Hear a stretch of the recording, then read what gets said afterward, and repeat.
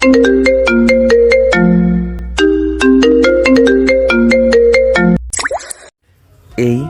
একদম আমার কাছে আসবেন না। তুমি কি ভুলে গেছো যে আজকে আমাদের বিয়ে হয়েছে? সেটাকে বিয়ে বলে না, সেটাকে জোরপূর্বক কাউকে হয়রানি বলে। আমি এসব বিয়ে মানি না। তুমি মানো আর না মানো, বিয়ে হয়ে গিয়েছে, আমি মেনে নিয়েছি। আর এখন আমাদের বাসর রাত, কাছে আসো বাবু। আপনি কি পাগল নাকি? এরকম করছেন কেন? হ্যাঁ হ্যাঁ, আমি পাগল। আমি তোমার প্রেমে পাগল হয়ে গিয়েছি। আপনি যাই বলেন না কেন, আমি আপনার সাথে কিছুই করতে পারবো না। আমাকে যেতে দিন। আমাকে এখন আমার হোস্টেলে যেতে হবে। অনেক রাত হয়ে গিয়েছে। চুপ, একদম চুপ। এতক্ষণ অনেক কথা বলেছি। সোজা আঙুলে ঘি না উঠলে আঙুল বাঁকাতে হয়। তুই তোর বউকে ছেড়ে হোস্টেলে যাবি, তাই না? তারা দেখাচ্ছি তোকে। এই বলে নীল কিছু বলার আগে আদিবা নীলকে ধাক্কা দিয়ে বিছানায় ফেলে দেয়। তারপর তার বুকের ওপর উঠে বসে। আদিবা নীলের হাতগুলো চেপে ধরে তার ঠোঁটে ঠোঁট চেপে ধরে।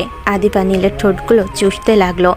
নীল তাকে বাধা দেওয়ার চেষ্টা করছিল, কিন্তু আদিবার সাথে পেরে ওঠে না। 5 মিনিট হয়ে গিয়েছে, কিন্তু আদিবার থামার কোনো নামগন্ধ নেই। নীলও যেন ধীরে ধীরে নিজেকে হারিয়ে ফেলছে। এত সুন্দরী একটা মেয়ে এত কাছে এসে এমন করলে কয়জনই বা নিজেকে ধরে রাখতে পারে। নীল তখন সজোরে আদিবাকে ধাক্কা দেয়। আদিবা বিছানা থেকে পড়ে যাচ্ছিল। তখনই আদিবা নিজেকে সামলে নেয়। নীল তখন উঠে যাচ্ছিল, কিন্তু আদিবা সাথে সাথে আবারও নীলের উপর উঠে তার ঠোঁটজোড়া দখল করে নেয়। আদিবা তার পা দিয়ে নীলের পায়ের সাথে ঘষতে লাগলো। নীল যেন সিরিয়াস হয়ে যাচ্ছে। এভাবেই কিছুক্ষণ চলে গেল। নীল নিজেকে আর ধরে রাখতে পারে না। সেও আদিবার সাথে সাড়া দেয়। নীল আদিবাকে তার ভালোবাসা দিচ্ছিল। আদিবা নীলের চুলগুলো খামছে ধরে। সে যেন এটাই চাচ্ছিল, তার জুনিয়র স্বামী যেন তাকে ভালোবাসা দেয়। এভাবেই 2 ঘন্টা পর নীল ক্লান্ত হয়ে আদিবার বুকের ওপর ঘুমিয়ে পড়ে। আদিবা নীলের চুলে হাত বুলিয়ে দিয়ে তার কপালে একটা কিস করে। তারপর নীলকে শক্ত করে জড়িয়ে ধরে ঘুমিয়ে পড়ে। মিষ্টি বাসরাত শেষে সকালের আলো রুমের জানালা দিয়ে প্রবেশ করে। ধীরে ধীরে নীলের ঘুম ভাঙে। ঘুম ভাঙলে নীল নিজেকে আবিদার সাথে একরকম অন্তরঙ্গ অবস্থায় দেখে অবাক হয়ে যায়। তখনই তার গত রাতের ঘটনা মনে পড়ে। নীলের তখন নিজের উপর নিজেরই রাগ হচ্ছিল। নীল সঙ্গে সঙ্গে রেগে আদিবার উপর থেকে উঠে পড়ে। আদিবা তখন ঘুমজানো কণ্ঠে নীলকে বলে, কি হলো বাবু, উঠে গেলে কেন? আসো, আমার বুকে আসো। আপনি আমার সাথে এসব কি করলেন? আপনাকে আমি কখনোই ক্ষমা করব না। আহা, এত রেগে যাচ্ছ কেন? তুমিও তো আমাকে অনেক ভালোবাসা দিয়েছো বাবু। চুপ করুন। আমি আপনাকে ঘৃণা করি। আপনি জোর করে আমার জীবনটা নষ্ট করে দিলেন। কি বললে তুমি? ঘৃণা করো? কাল রাতে তো তোমার ভালোবাসার ভাষা অন্য কথা বলছিল। তুমিও তো সাড়া দিচ্ছিলে, অস্বীকার করবে না। আমি জানি না কি হয়েছিল। আপনি আমাকে সিডিউস করেছেন। আপনার মতো একটা চরিত্রহীন মেয়েকে আমি জীবন সঙ্গী হিসেবে মেনে নিতে পারবো না। এই একদম মুখে লাগাম দাও। আমার সম্পর্কে একটাও বাজে কথা বলবে না। আমি তোমার বউ, সেটা মনে রাখবে। আর কাল রাতে যা হয়েছে সেটা স্বামী স্ত্রীর স্বাভাবিক সম্পর্ক। জোর যদি হতো, তুমি কি 2 ঘন্টা ধরে সাড়া দিতে? হ্যাঁ, জোরই ছিল। আপনি আমাকে বাধ্য করেছেন। আমি এখন চলে যাচ্ছি। আমি আর আসবো না এখানে। আসবে না মানে? কোথায় যাচ্ছ? আমি হোস্টেলে যাচ্ছি, তারপর ভার্সিটিতে যাব। বুঝলাম, কিন্তু তুমি এখানে আর আসবে না কেন? এটা আপনার বাড়ি, আর এখানে আপনি একা থাকেন। আমি কেন এখানে আসব? তুমি আমার স্বামী, আমার সব কিছুতেই তোমার অধিকার আছে। আপনাকে কয়বার বলবো যে আমি এই বিয়ে মানি না? প্লিজ নীল, এভাবে বলো না। ভার্সিটিতে যেদিন প্রথম তোমাকে দেখেছিলাম সেদিনই আমার মন তোমাকে দিয়ে দিয়েছি। সব সময় আড়াল থেকে তোমাকে দেখতাম। তোমাকে হারিয়ে ফেলার অনেক ভয় হতো। তোমাকে কাছে পাওয়ার জন্য মন ছটফট করত। তাই তোমাকে বিয়ে করে ফেলেছি। বিয়েটা যদিও জোর করেছিল, কিন্তু আমি সত্যিই তোমাকে অনেক ভালোবাসি নীল। আদিবার কথাগুলো নীল মনোযোগ দিয়ে শুনছিল। কথা শেষ হলে নীল তখন আর কিছু না বলে সেখান থেকে চলে আসে। তারপর বাসা থেকে বেরিয়ে হোস্টেলের দিকে যায়। রাস্তায় যাওয়ার সময় নীল তার পকেট থেকে ফোনটা বের করে একটি নম্বরে কল করে। তখন ওপাশ থেকে শোনা যায়, আসসালামু আলাইকুম স্যার, কেমন আছেন? হ্যাঁ, আলহামদুলিল্লাহ ভালো। তোমাদের কি খবর? এই তো স্যার, সব কিছু অ্যাভারেজ। কেন সব কিছু এভারেজ কেন? আপনি ছাড়া কোনোটাই আর ভালো থাকে, সেটা আপনি যে ক্ষেত্রেই বলেন। আচ্ছা বুঝলাম, তুমি কি বোঝাতে চাচ্ছ? বাবা তো সব কিছু দেখছে এখন, তুমিও হেল্প করো। আমি যত তাড়াতাড়ি সম্ভব ব্যাক করব ইনশাল্লাহ। জি স্যার, আমরা সেই অপেক্ষায় আছি। নীল তখন আর কিছু না বলে কল কেটে সোজা হোস্টেলে চলে যায়। হোস্টেলে ঢুকে যখনই তার রুমের দিকে যাচ্ছিল তখনই হোস্টেল সুপার ওকে ডাক দেয়। কি ব্যাপার নীল, তুমি গতকাল রাত থেকে কোথায় ছিলে? নীল তখন বুঝতে পারছিল না কি বলবে। সে কষ্টে মুখে একটা হাসি টেনে বলে, আসলে আঙ্কেল ভার্সিটি থেকে একটি গ্রুপ প্রজেক্ট দিয়েছে, তাই আমরা সবাই এক বন্ধুর বাসায় সেটা নিয়ে আলোচনা করছিলাম। তখন রাত হয়ে গিয়েছিল, তাই আর ফিরে আসতে পারিনি। ঠিক আছে, এখন রুমে যাও, আর পরবর্তীতে যদি আবার এরকম হয় তাহলে আমাকে ফোন করে জানিয়ে দিবে। ঠিক আছে আঙ্কেল। নীল তখন তার রুমে চলে আসে। তারপর ওয়াশরুমে গিয়ে গোসল করে এসে ভার্সিটির জন্য রেডি হয়ে ভার্সিটির জন্য বেরিয়ে পড়ে।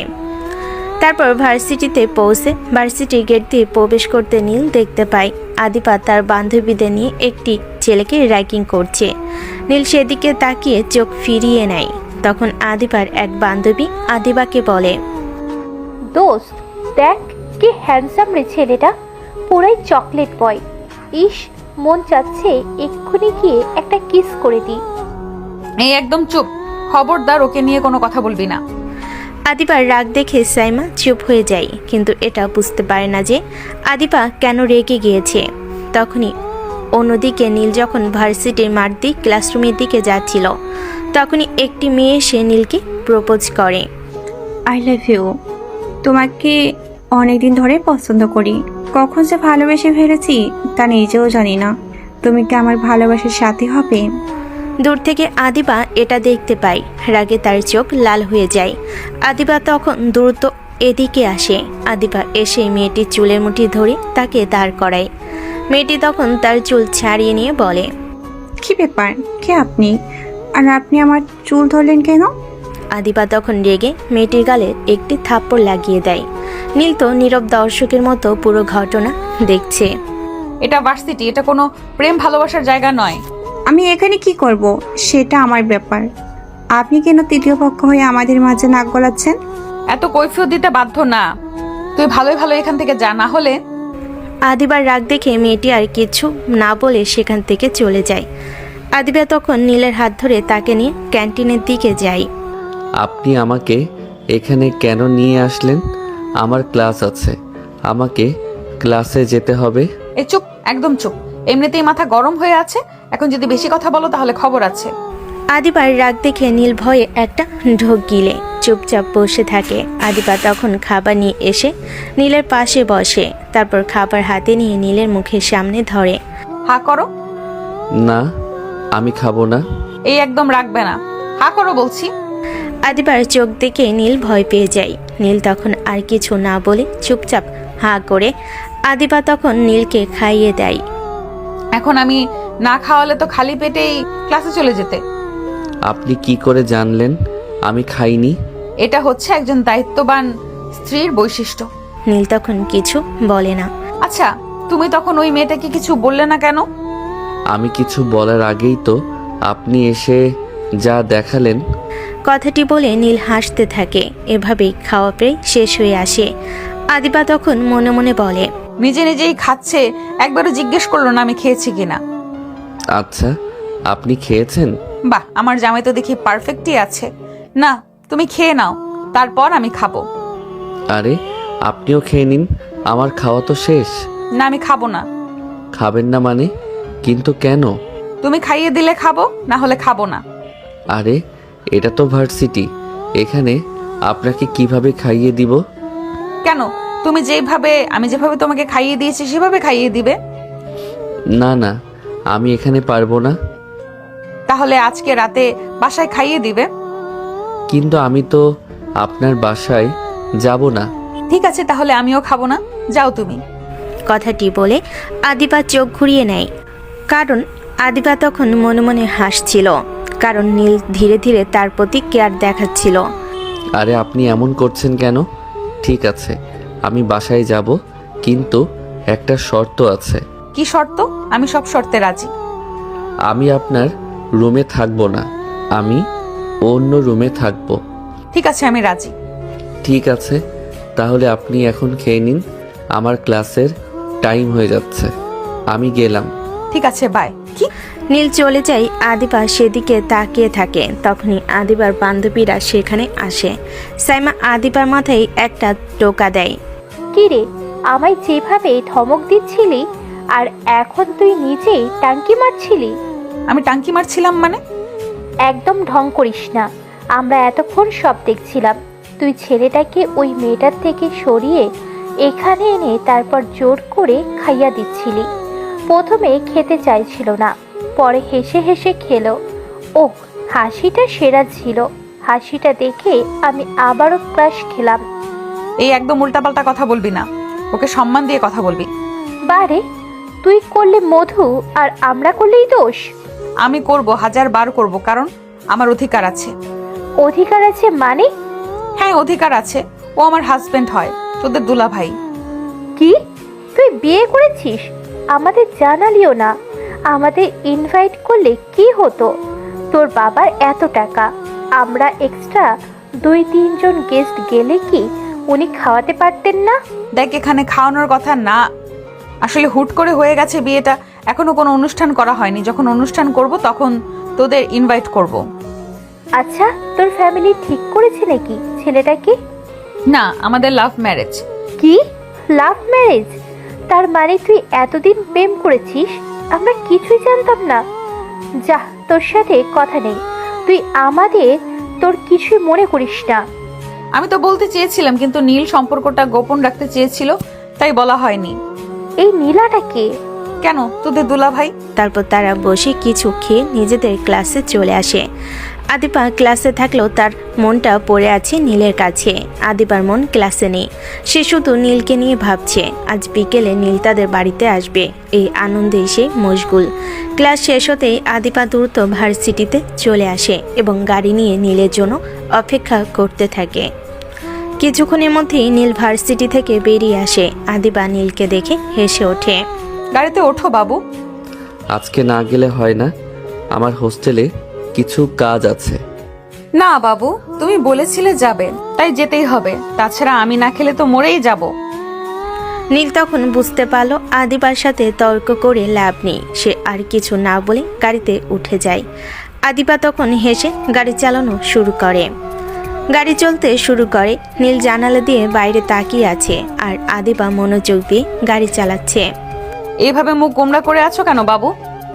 আপনি খুশি হন, আপনার ইচ্ছা পূরণ হচ্ছে। প্লিজ এভাবে বলো না, আমি তোমার জন্য সব করতে পারি। তুমি আমার প্রথম ভালোবাসা আর শেষ ভালোবাসা হয়ে থাকবে। আমি জানি তুমিও ধীরে ধীরে আমাকে ভালোবেসে ফেলবে। আদিবার কথা শুনে নীলের মনে কোথাও যেন একটু মোচড় দিল। সে কিছু বলতে পারল না, হাতটা শুধু ছাড়িয়ে নিল। আপনি গাড়ি চালান। ঠিক আছে, চলো। তারা ঢাকায় আদিবার বাবার কিনে দেওয়া বাড়িতে পৌঁছালো। নীল বুঝতে পারল আদিবা জমিদার বাড়ির মেয়ে হয় তার বাবা এখানে তার সুবিধার জন্য বাড়ি করে দিয়েছেন, যেন তার কোনো অসুবিধা না হয়। রাতে নীল আর শর্ত অনুযায়ী অন্য একটা রুমে গিয়ে থাকার জন্য রেডি হলো। আদিবা এসে দেখল নীল শুয়ে আছে। কি ব্যাপার, তুমি শুয়ে পড়লে কেন? আমার ঘুম পাচ্ছে। তোমার কি মনে আছে ক্যান্টিনে কি কথা হয়েছিল? কি কথা? বাহ, এত তাড়াতাড়ি ভুলে গেলে? আমি বলেছিলাম তুমি না খাইয়ে দিলে আমি খাবো না। ও হ্যাঁ, মনে আছে। তাহলে এখন ওঠো। আজ আর না, খুব ক্লান্ত লাগছে। কাল সকালে। না, একদম চালাকি করবে না। আমার খিদে পেয়েছে, আমি কিন্তু রেগে বোম হয়ে আছি। আদিবার ধমক শুনে নীল উঠে বসলো। তারপর আদিবা খাবার নিয়ে এলো। নীল তখন অনিচ্ছা সত্ত্বেও আদিবাকে খাইয়ে দিল। আদিবা তৃপ্তি করে খেলো। যাক, এবার শান্তি। এবার তো আমাকে ঘুমাতে দিন। তুমি তো আমার শর্ত মেনে নিলে, কিন্তু আমার একটা শর্ত বাকি আছে। কি শর্ত? আজ রাতে আমি এই রুমেই তোমার সাথে ঘুমাবো। না, আমি অন্য রুমে ঘুমাবো বলেছিলাম, আর আপনিও হ্যাঁ বলেছিলেন। তুমি অন্য রুমে ঘুমাবে বলেছো, আমার সাথে ঘুমাবে না সেটা তো আর বলনি। এখন সাইড দাও, আমি ঘুমাবো। না, আপনি আপনার রুমে যান। আদিবা তখন নীলের কোনো কথা না শুনে তার বিছানায় উঠে পড়ল। তারপর নীল কিছু বোঝার আগে আদিবা নীলের উপর শুয়ে পড়ে। আদিবা নীলের বুক থেকে মুখ তুলে নীলের ঠোঁটে একটি আলতো কিস করে। আমার হাজবেন্ড থাকতে আমি কেন আলাদা আলাদা একা একা ঘুমাবো? নীল তখন কিছু বলতে যাচ্ছিল, কিন্তু আদিবা তার ঠোঁট জোড়া দখল করে নেয়। নীল প্রথমে একটু ছাড়ানোর চেষ্টা করে, কিন্তু আদিবার এত কাছে আসে সে আর নিজেকে ধরে রাখতে পারে না। নীলও ধীরে ধীরে আদিবার সাথে সাড়া দিতে শুরু করে। দুজনের ভালোবাসার উষ্ণতা ধীরে ধীরে রুমের পরিবেশ বদলে দেয়। সারা রাত ধরে আদিবা আর জুনিয়র স্বামীকে তার ভালোবাসার বাঁধনে জড়িয়ে রাখে। সারা রাত আদিবার ভালোবাসার উষ্ণতায় থাকার পর ভোরের আলো জানালা দিয়ে ঘরে প্রবেশ করে। নীলের ঘুম ভাঙলে সে দেখল যে আদিবাকে শক্ত করে জড়িয়ে ধরে শুয়ে আছে। অবাক কাণ্ড! নীলের কেন জানি তখন রাগ হলো না, উল্টো মনের ভেতরে একটা প্রশান্তি অনুভব হচ্ছিল। নীল তখন ধীরে ধীরে উঠতে যাচ্ছিল, কিন্তু আদিবা তাকে আরো শক্ত করে জড়িয়ে ধরে। না বাবু, আর একটু শুয়ে থাকো প্লিজ। আমি ওয়াশরুমে যাব, ছাড়ুন। আদিবা তখন মুখ টিপে হেসে নীলকে ছেড়ে দেয়। নীল ওয়াশরুম থেকে ফ্রেশ হয়ে এসে দেখে আদিবা উঠে গিয়েছে এবং পোশাক পরিবর্তন করছে। নিচে এসো, একসাথে ব্রেকফাস্ট করব।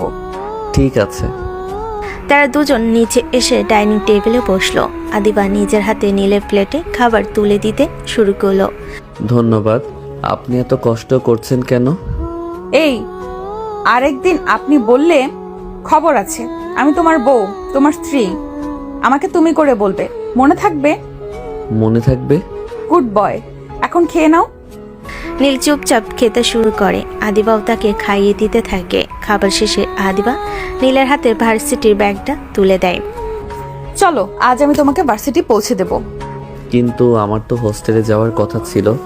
আমার জামা কাপড়? আরে কি হবে, হোস্টেলে গিয়ে তোমার জামা কাপড় আমি কালকেই আনিয়ে দেব। এখন চলো। নীল তখন আর কোনো প্রতিবাদ করার সুযোগ পায় না। দুজন একসাথে গাড়িতে ওঠে। গাড়ি চলতে শুরু করে। পথে আদিবা নানা মিষ্টি কথা বলে নীলকে হাসানোর চেষ্টা করতে থাকে। যদিও নীল জোর করে গম্ভীর থাকার চেষ্টা করছিল, তবুও আদিবার মজাদার কথাগুলো তার ঠোঁটের কোণে হাসি এনে দিয়েছিল।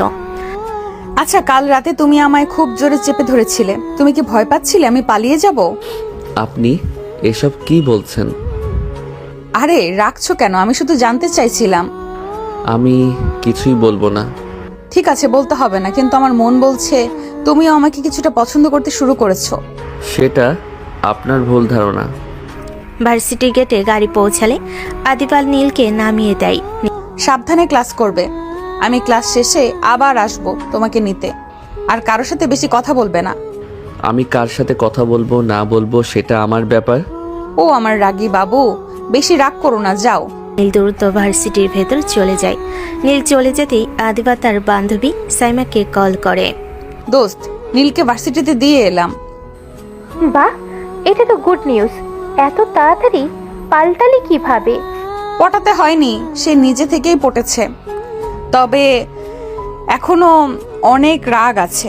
আমি এখন ক্লাসে যাচ্ছি, তুইও তাড়াতাড়ি আয়। নীল ভার্সিটির ভেতর গিয়ে ক্লাসরুমের দিকে যাচ্ছিল। তখন তার পুরনো বন্ধু অর্ণবের কথা মনে পড়ে। নীল তার ফোন নাম্বারটা বের করে কল করে। হ্যাঁ অর্ণব, কেমন আছো? ওয়ালাইকুম আসসালাম স্যার, ভালো আছি। আপনি? হ্যাঁ, আমিও আছি আলহামদুলিল্লাহ। শোনো অর্ণব, আমি ভার্সিটির জন্য প্রয়োজনীয় সব তথ্য সংগ্রহ করেছি। আমার এখন মনে হচ্ছে এই দিকের সকল কিছু সম্পর্কে আমার একটি স্পষ্ট ধারণা হয়ে গিয়েছে। আমার যা যা প্রয়োজন ছিল তার সব কিছুই এখন আমার হাতের মুঠোয়। হয়তো খুব শিগগিরই ফিরে আসব। ঠিক আছে স্যার, আমি আপনাকে আপনি আমাকে আপনার আসার সময় জানাবেন, আমি আপনার প্রাইভেট জেট বাংলাদেশে পাঠিয়ে দিব। ঠিক আছে, এখন রাখি, পরে কথা হবে। জি স্যার, আসসালামু আলাইকুম। আদিবার অতিরিক্ত ভালোবাসা এবং অধিকারবোধের চাপ থেকে মুক্তি পেতে নীল এখন মরিয়া। সে তার নিজের ক্ষমতা ও অবস্থান ব্যবহার করে এই পরিস্থিতি থেকে বের হয়ে আসার চূড়ান্ত পরিকল্পনা সাজাচ্ছে। নীলের এই রহস্যময়ী প্রত্যাবর্তন কি আদিবার ভালোবাসার বাঁধনকে ছিন্ন করতে পারবে? আদিবা ও নীলের বিয়ের পর এভাবেই কিছুদিন কেটে যায়। আদিবা প্রতিদিন নীলকে ভার্সিটিতে পৌঁছে দিত এবং ক্লাস শেষে তাকে নিয়ে বাড়িতে ফিরত। নীল যতই আদিবাকে উপেক্ষা করার চেষ্টা করত, আদিবার ভালোবাসা, যত্নে ও সান্নিধ্যে সে ধীরে ধীরে নিজেকে নরম করতে শুরু করে। নীল বুঝতে পারে আদিবা আসলেই তাকে অনেক ভালোবাসে।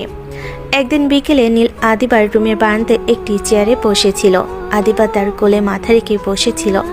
দুজনেই চুপচাপ পশ্চিমের আকাশ দেখছিল। সেই মুহূর্তে প্রশান্তি নীলকে একটু ব্যক্তিগত হতে উৎসাহিত করে।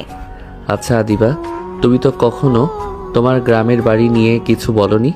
আমি তো এতটুকুই জানি যে তুমি জমিদার বাড়ির মেয়ে, আর কিছু জানি না। আচ্ছা, তোমাদের বাড়িটা কোথায়? গৌরীপুর। কথাটি শুনে নীলের চোখ বড় বড় হয়ে যায়। সে যেন বিদ্যুতের শক খেল। সে সঙ্গে সঙ্গে বসা থেকে উঠে দাঁড়িয়ে যায়। কি, গৌরীপুর? তুমি কি সত্যি বলছো? হ্যাঁ, আমি ঠিকই বলছি, কিন্তু তুমি দাঁড়িয়ে গেলে কেন? কি হলো? তোমার বাবার নাম হামিদুর রহমান, মায়ের নাম আরিয়া বেগম। হ্যাঁ, কিন্তু তুমি এত কিছু জানো কিভাবে? তোমার ছোট চাচার নাম শাহরিয়ার রহমান আর চাচির নাম সাহেলা বেগম। তারা অনেক ঝগড়া করত, পরিবারে সবসময় ঝামেলা লেগে থাকতো। তাদের একটা ছেলে ছিল, তার নাম আকাশ, যে কিনা সবার কাছে অবহেলিত ছিল। তাকে মাত্র 18 বছর বয়সে সবাই বাড়ি থেকে বের করে দেয়। হ্যাঁ, সবকিছুই ঠিক, কিন্তু তুমি এত কিছু জানো কিভাবে? কারণ আমি সেই ছেলে। সরি মিস আদিবা, হয়তো আর দেখা হবে না আমাদের। এই কথা বলে নীল দ্রুত রুম থেকে বেরিয়ে নিচে নেমে আসে। আদিবা হতভম্ব হয়ে বসে থাকে। তারপর সম্বিত ফিরে পেয়ে চিৎকার করে নীলকে ডাকতে শুরু করে। নীল, তুমি যেও না প্লিজ, শোনো। আদিবা নীলের পেছনে যাওয়ার চেষ্টা করে, কিন্তু তার গতির সাথে পেরে ওঠে না। নীল ততক্ষণে বাড়ি থেকে বেরিয়ে দ্রুত হাঁটতে শুরু করে। আদিবা সেখানে বসে কান্না করে দেয়। নীল দ্রুত হাঁটার সময় পকেট থেকে ফোনটা বের করে অর্ণবকে কল করে। তার শান্ত স্বভাবের উল্টো তার কণ্ঠে ছিল চরম উত্তেজনা। হ্যালো অর্ণব, আমি আগামীকাল সকালের মধ্যে রওনা হব, সব প্রস্তুতি নাও। জি স্যার, আমি তাহলে এখনই প্রাইভেট জেট বাংলাদেশে পাঠিয়ে দিচ্ছি। ভালো কথা, সব যেন নিখুঁত হয়। আমার এখন আর এখানে এক মুহূর্ত থাকা সম্ভব না। নীল হোস্টেলে না গিয়ে দ্রুত একটি পরিচিত হোটেলের ভিআইপি রুমে চলে যায়। সে এখন প্রতিশোধের পরিকল্পনা সাজাতে বদ্ধপরিকর। অতীতে সে অবহেলিত আকাশ নয়, সে এখন সম্পূর্ণ অন্য কেউ। এদিকে আদিবা কিছুতেই মানতে পারছিল না যে নীল সেই আকাশ, যাকে তার পরিবার ছোটবেলায় তাড়িয়ে দিয়েছিল। এই বিয়ের নৈপথ্যে তাহলে অন্য কোনো উদ্দেশ্য ছিল? আদিবা তার অস্থিরতা সামলাতে না পেরে দ্রুত একটি ক্যাব নিয়ে কোনো দেরি না করে সোজা তাদের গ্রামের বাড়ি গৌরীপুরের জমিদার বাড়ির দিকে রওনা হয়। তার মন জুড়ে তখন শুধু নীল আর তার পরিবারের সেই অন্ধকার ইতিহাস। সে জানে তার পরিবার নীলের জীবন নষ্ট করেছে, আর সেই পাপের ফল এখন তাকে ভোগ করতে হচ্ছে। অতীতের প্রতিশোধ নিতে আসা নীল এবং নীলের ভালোবাসা ও পারিবারিক পাপের বোঝার মাঝে আটকে থাকা আদিবা। এই গল্পের পরিণতি কি হবে? দর্শক, আমরা এই মুহূর্তে গল্পের সবচেয়ে বড় মোড়ে আছি।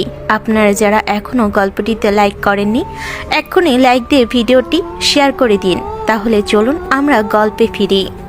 নীলকে হারিয়ে দিশেহারা আদিবা আর এক মুহূর্ত ঢাকায় থাকতে পারল না। দ্রুত রওনা হয়ে গভীর সন্ধ্যায় আদিবা তার গ্রামের বাড়ি গৌরীপুরের জমিদার বাড়িতে পৌঁছে গেল। তীব্র কান্নার কারণে তার চোখ এখনো লাল, চুলগুলো ছিল সম্পূর্ণ অগোছালো। তার পোশাকের দিকে কোনো খেয়ালই ছিল না। আদিবা বাড়িতে ঢুকেই দেখল সবাই ড্রয়িং রুমে বসে আছে। তার বাবা হামিদুর রহমান, মা আরিয়া বেগম, ছোট চাচা শাহরিয়ার রহমান এবং চাচি সাহেলা বেগম। বাড়ির সকলে আদিবার এই অবস্থা দেখে বিস্মিত হয়ে যায়। আরিয়া বেগম দ্রুত ছুটে এসে আদিবাকে জড়িয়ে ধরেন। কি রে, তোর এই অবস্থা কেন? তোর চোখে এত জল কেন? কিছু তো বল, ঢাকা থেকে হঠাৎ এমন করে এলি কেন? আদিবার চাচি সালেহা বেগমও এগিয়ে আসেন। তার চোখেও উদ্বেগ। কি হয়েছে মা? কোনো খারাপ খবর? তুই কি অসুস্থ? বস তো সোফায়। আদিবা তখন ফুপিয়ে কাঁদছিল, কোনো কথা বলতে পারছিল না। তারা দুজন ধরাধরি করে তাকে সোফায় বসিয়ে দেয়। এরপর আদিবার বাবা ও চাচা এগিয়ে আসেন। আদিবা, মা আমার, এবার শান্ত হয়ে বল, কি হয়েছে? তোর মুখ দেখে মনে হচ্ছে কিছু একটা বড় ঘটনা ঘটেছে। হ্যাঁ মামনি, কিছু তো বলো। এভাবে কাঁদলে আমরা কি করে বুঝবো আমাদের চিন্তা হচ্ছে?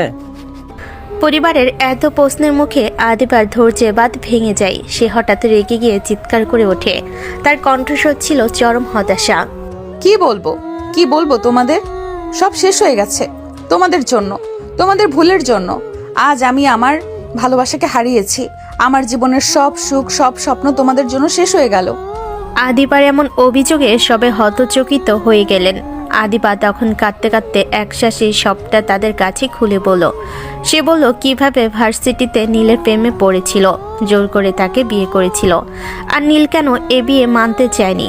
এরপর সে বলল কিভাবে নীল যখন তাদের বাড়ির নাম গৌরীপুর শুনেছে তখন সে আসল পরিচয় প্রকাশ করেছে।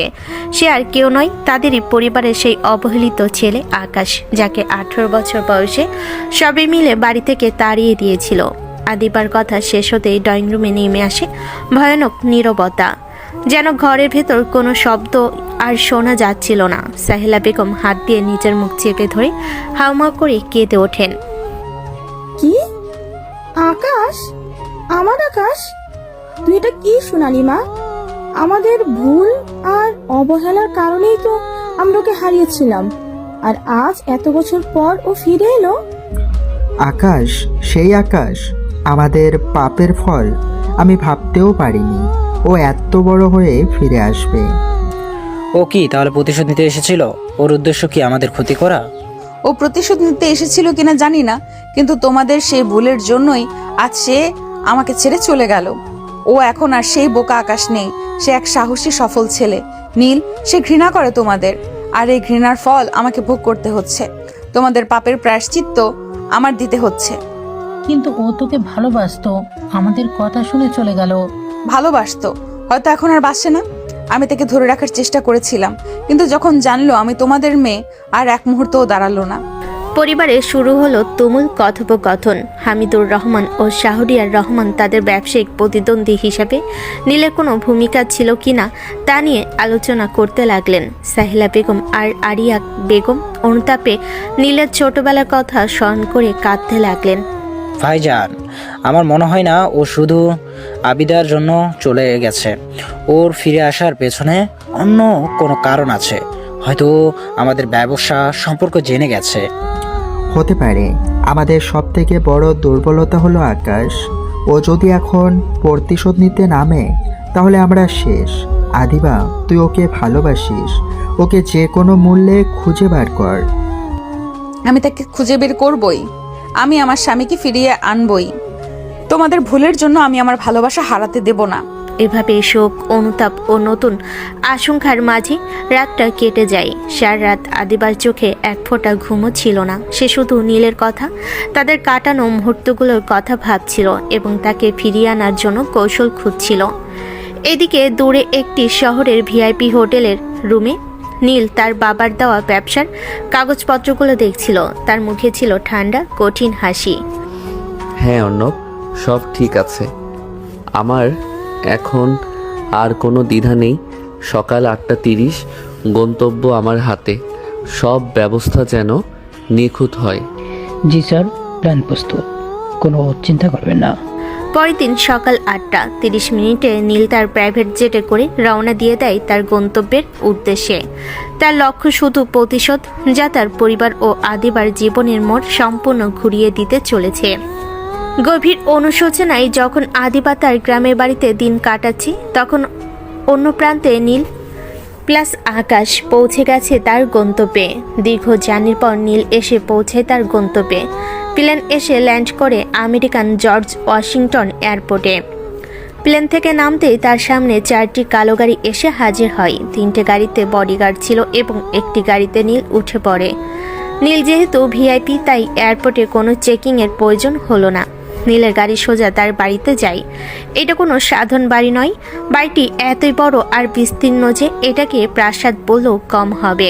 গাড়িগুলো বাড়ির সামনে গিয়ে থামে। অর্ণব দ্রুত নেমে গাড়ির দরজা খুলে দেয়। এরপর নীল ধীরে ধীরে গাড়ির ভেতর থেকে বেরিয়ে বাড়ির ভেতর প্রবেশ করে। ড্রয়িং রুমে ফারিয়া তখন টিভি দেখছিল। নীল ধীরে ধীরে ড্রয়িং রুমে গেল। নীলকে দেখা মাত্রই ফারিয়া দৌড়ে এসে তাকে শক্ত করে জড়িয়ে ধরে।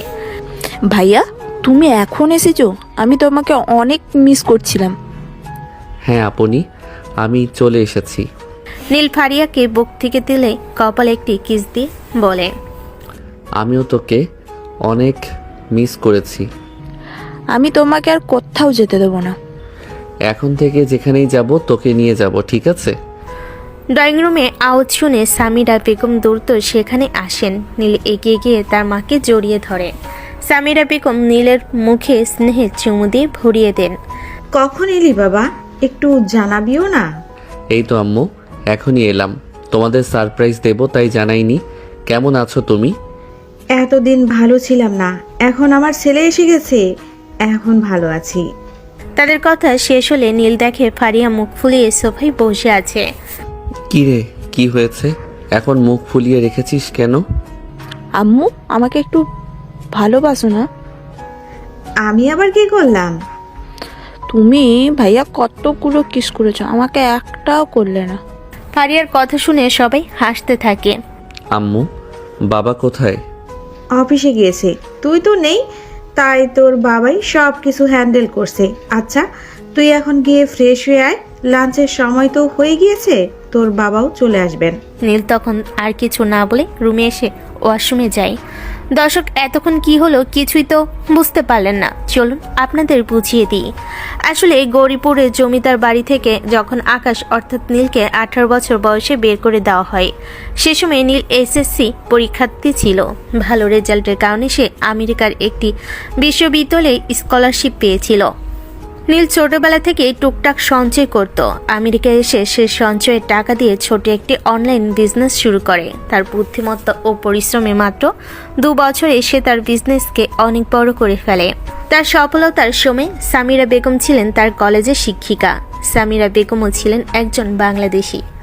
সামিরা বেগমের প্রিয় ছাত্র ছিল নীল। একদিন সামিরা বেগম নীলের জীবন ও কষ্টের কথা জানতে পারেন। তখন তিনি নীলকে গভীর মমতায় জড়িয়ে ধরেন, নিজের সন্তান হিসেবে গ্রহণ করেন এবং তার অতীত ভুলে নতুন করে বাঁচার জন্য আকাশ থেকে নাম দেন নীল। সামিরা বেগমের স্বামী সুপ্রতিষ্ঠিত ব্যবসায়ী তরিকুল হক। তিনি নীলকে সানন্দে গ্রহণ করেন। আর ফারিয়া তখন ছোট ছিল, তাই তাকে কিছু বলতে হয়নি। নীল তার নতুন পরিবারের ভালোবাসা খুঁজে পায়। সামিরা বেগম আর তরিকুল হক ভালোবেসে আকাশের জায়গায় নীল নাম দেয়। এরপর এই 6 বছরে নীল তার কোম্পানিকে আমেরিকার টপ কোম্পানিতে পরিণত করে নিজের সাম্রাজ্য তৈরি করেছে। বর্তমানে তার একটি অত্যন্ত সুখী পরিবার। তো আপাতত এটুকুই থাক, চলুন আবার গল্পে ফিরে যাই। ফ্রেশ হয়ে নীল যখন লাঞ্চের জন্য তৈরি হয়ে নিচে নেমে আসে, তখন তরিকুল হক নীলের পালক বাবা অফিস থেকে ফিরে আসে। নীলের চোখ মুখ দেখে তিনি বুঝতে পারেন কিছু একটা ঘটেছে। আমার কাজ পাগল ছেলে, এত তাড়াতাড়ি কেন ফিরে এলি? মনে হচ্ছে কিছু একটা গোলমাল হয়েছে। হ্যাঁ বাবা, একটা গোলমাল হয়েছে। এখন সময় এসেছে আমার অতীতকে একটা চরম শিক্ষা দেওয়ার। আমার ফেলে আসা জীবনের হিসেব এখন চুকিয়ে দেওয়ার সময় এসেছে। নীলের চোখে প্রতিশোধের আগুন দেখে তরিকুল হক আর কোনো প্রশ্ন করলেন না। তিনি শুধু নীলের কাঁধে হাত রেখে বললেন, আমি সবসময় তোমার পাশে আছি নীল। নীলের এই হঠাৎ ফিরে আসা এবং তার প্রতিশোধের সংকল্প আদিবা ও তার পরিবারের জীবনকে কোন দিকে নিয়ে যাবে সেটাই এখন দেখার বিষয়। লাঞ্চ শেষে নীল তার পরিবারকে ড্রয়িং রুমে বসতে বলেন। যদিও নীল তার রাগ ও প্রতিশোধের সংকল্প নিয়েই ফিরে এসেছে, কিন্তু তার নতুন জীবন ও পরিচয়ের প্রতি সৎ থাকার তাগিদ অনুভব করল। সে তার পালক বাবা মা তরিকুল হক ও সামিরা বেগম এবং বোন ফারিহাকে তার বাংলাদেশে কাটানো পুরনো সময়ের ঘটনা খুলে বলার সিদ্ধান্ত নিল। নীল সবাইকে নিয়ে ড্রয়িং রুমে বসে। সামিরা বেগম ও ফারিয়া সোফাই আর তরিকুল হক পাশের চেয়ারে বসেন। নীল ধীরে ধীরে আদিবার সাথে তার প্রথম দেখা, জোরপূর্বক বিয়ে, প্রথম রাতে চরম বিদ্বেষ, ভার্সিটিতে আদিবার তীব্র অধিকারবোধ এবং কিভাবে ধীরে ধীরে সে আদিবার ভালোবাসার কাছে নরম হয়ে আসছিল, সবটা বিস্তারিতভাবে বলতে শুরু করলো। এরপর আমি ওকে জিজ্ঞেস করি ওর গ্রামের বাড়ি কোথায়। ও যখন বলল গৌরীপুর আর ওর বাবা মায়ের নাম বলল, আমার মাথায় যেন আকাশ ভেঙে পড়ল। আমি মুহূর্তেই বুঝে যাই ও হলো সেই পরিবারের মেয়ে যারা আমাকে তাড়িয়ে দিয়েছিল, আমার জীবন নষ্ট করেছিল। প্রতিশোধের আগুন যেন আবার জ্বলে উঠল, তাই আমি এক মুহূর্ত দেরি না করে চলে এসেছি। নীলের পুরো গল্প শুনে সবে অবাক হয়ে যায়। সামিরা বেগম দ্রুত উঠে এসে নীলের হাত ধরে ফেলেন, তার চোখে উদ্বেগ আর স্নেহ। আমার নীল, তুই এতদিন এমন একটা কথা আমাদের বলিসনি। সব শুনলাম, এটা একটা অ্যাক্সিডেন্ট ছিল, কিন্তু শত হলেও মেয়েটা তোর স্ত্রী। তোর কোনোভাবেই তাকে ফেলে আসা উচিত হয়নি। কিন্তু আম্মু, তুমি বোঝো না, ওরা আমার জীবন। নীলকে থামিয়ে দেন তরিকুল হক। তার কণ্ঠে ছিল যুক্তির জোর ও দৃঢ়তা। কিসের কিন্তু নীল? তোর শত্রুতাটা জমিদার বাড়ির সঙ্গে, যারা তোকে বাড়ি থেকে বের করে দিয়েছিল, সেই পরিবারের সঙ্গে, যারা তোর উপর অত্যাচার করেছিল। কিন্তু এই মেয়েটা তো কোনো ভুল করেনি, ও তো তোকে ভালোবেসেছে। আদিবার এই ঘটনাগুলোর সঙ্গে তোর অতীতের কোনো সম্পর্ক নেই। চুপ হয়ে যায়, বাবার কথাগুলো তার বুকে গিয়ে লাগে।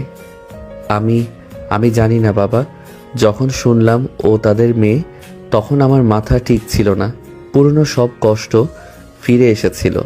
ভাইয়া, তুমি ঠিক করেছো? যে পরিবার তোমাকে কষ্ট দিয়েছে তাদের মেয়েকেও তোমার দরকার নেই। তুমি আমাদের সঙ্গে আছো, এটাই যথেষ্ট। চুপ কর মা, তোর ভাইয়ের জীবনে একটা বড় সিদ্ধান্ত নিতে হবে। নীল, তুই কি সত্যি সত্যি ওকে ঘৃণা করিস, নাকি জমিদার বাড়ির লোক বলে ওকে ঘৃণা করছিস? সামিরা বেগমের প্রশ্ন নীলের মনে এক গভীর আলোড়ন সৃষ্টি করলো। সে কি আদিবাকে তার বাবার পরিচয় জানার পরও ঘৃণা করে, নাকি আদিবার আন্তরিক ভালোবাসা তার ভেতরে নরম অংশটাকে আবার জাগিয়ে তুলেছে?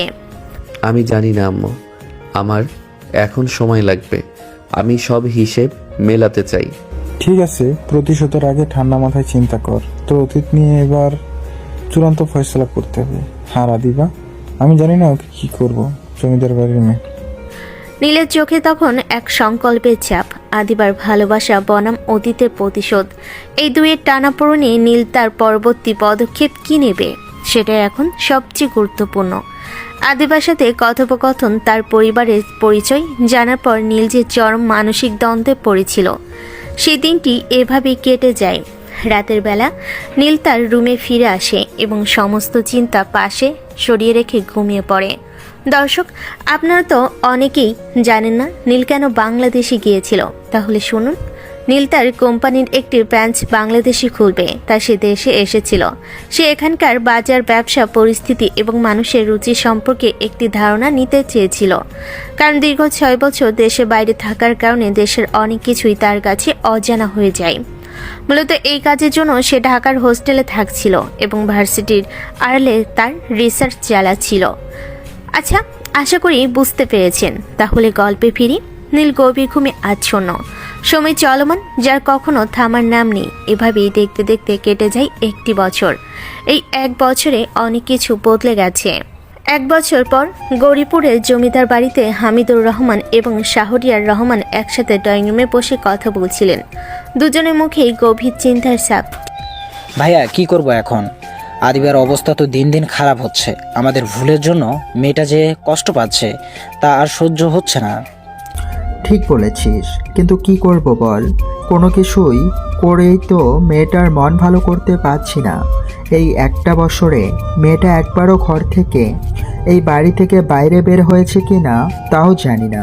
শুধু নীলের স্মৃতি নিয়ে বেঁচে আছে। ঠিক তখনই ড্রয়িং রুমের টিভিতে ব্রেকিং নিউজ হয়। এক সাংবাদিক অত্যন্ত উত্তেজিত কণ্ঠে খবরটি পরিবেশন করছেন। সারা বাংলাদেশের জন্য এই মুহূর্তের সবচেয়ে বড় সুখবর। American top company NF group of industries তাদের বিশাল শাখা করেছে বাংলাদেশে। আগামী 26 তারিখ অর্থাৎ আর মাত্র 2 দিন পর এনএফ গ্রুপ অব ইন্ডাস্ট্রিজ এর বাংলাদেশের শাখায় গ্র্যান্ড ওপেনিং বা উদ্ভাবন হবে। বিশেষজ্ঞরা ধারণা করেছেন এই কোম্পানি প্রায় 3 বছর যাবৎ আমেরিকায় টপ স্থানটি দখল করে আছে, তাই এটি বাংলাদেশের অর্থনীতিতে একটি ঐতিহাসিক প্রভাব ফেলবে। এই বিনিয়োগ দেশের কর্মসংস্থান এবং বৈদেশিক আয়ে নতুন দিগন্তের উন্মোচন করবে। হামিদুর রহমান খবরটি মনোযোগ দিয়ে শুনছিলেন। আচ্ছা শোন, এই খবর শোনার পর থেকেই ভাবছি যদি আমরা তাদের থেকে কোনো বড় অর্ডার নিতে পারি তাহলে আমাদের কোম্পানির সুনাম ভালো হবে এবং কোম্পানি অনেক লাভ করতে পারবে। এই ধরনের একটি আন্তর্জাতিক কোম্পানির সাথে কাজ করা আমাদের জন্য সম্মান বয়ে আনবে। ঠিক বলেছিস ভাইয়া, কিন্তু আমার মাথায় তো এখন আরেকটা প্ল্যান আসছে। কি প্ল্যান? খুলে বল। আমি চাইছিলাম যদি আমরা আদিবাকে কোম্পানির সকল দায়িত্ব দিয়ে দিই তাহলে এটা আমাদের জন্য এবং আদিবার জন্য অনেক ভালো হবে। কারণ অফিসের কাজ নিয়ে ব্যস্ত থাকলে, নতুন প্রজেক্টের চাপ থাকলে আদিবার তখন আর নীলের মানে আকাশের কথা মনে পড়বে না। আমরা তো শুধু চাই মেয়েটা একটু ভালো থাকুক, স্বাভাবিক জীবনে ফিরে আসুক, আর এই কাজের মাধ্যমেই সে স্বাভাবিক হতে পারবে। তোর কথায় যুক্তি আছে, ঠিক আছে, আমি আজকেই আদিবাকে সবটা বুঝিয়ে দেব। ও যদি রাজি না হয় তারপরেও জোর করে হলেও রাজি করাবো। তাছাড়া আদিবা তো বিজনেস লাইনেই পড়াশোনা করছে, তাই ও এগুলো আরও ভালোভাবে হ্যান্ডেল করতে পারবে। আর আমেরিকান কোম্পানি থেকেও আশা করি আদিবা অর্ডারটা নিতে পারবে। এই নতুন দায়িত্ব ওকে ব্যস্ত রাখবেই। রাতে ডিনার টেবিলে আদিবা যখন চুপচাপ খেতে বসেছে তখন হামিদুর রহমান ও শাহরিয়ার রহমান মিলে তাকে জোর করে কোম্পানির সকল দায়িত্ব নিতে বলেন। মা, আমরা চাই তুই কাল থেকে কোম্পানির দায়িত্ব নিবি। তুই এখন আর ছোট্টটি নেই, তোর উপর আমাদের ভরসা আছে। বাবা না, আমি পারবো না। আমার এখন কিছু ভালো লাগে না, আর আমার মনও এখন অফিসে যাওয়ার মতো নেই। মামনি প্লিজ মানা করিস না, আমরা তো ভালো চাই। দেখিস এই কাজগুলো তোকে আবার হাসতে শেখাবে। তাছাড়া নতুন বিজনেসে টপ করেছিস, তোর তো এসব হ্যান্ডেল করা উচিত।